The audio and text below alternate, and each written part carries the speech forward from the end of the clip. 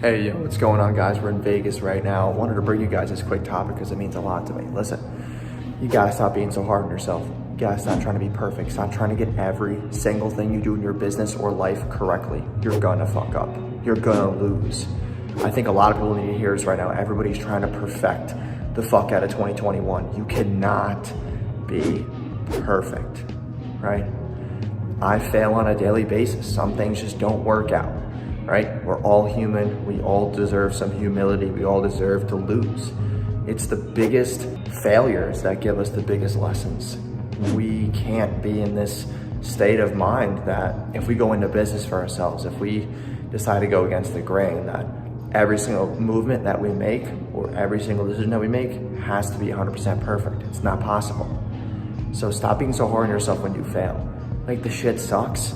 Move the fuck on. Like, yeah, it might be your fault and you might feel like shit for a couple days, but stop overthinking your failures. It's just more reasoning as to why maybe you shouldn't be doing that one thing, or maybe you should be pivoting to another type of, decision-making process in your business. Like, not everything that you decide to do has to be correct. All right, guys, peace.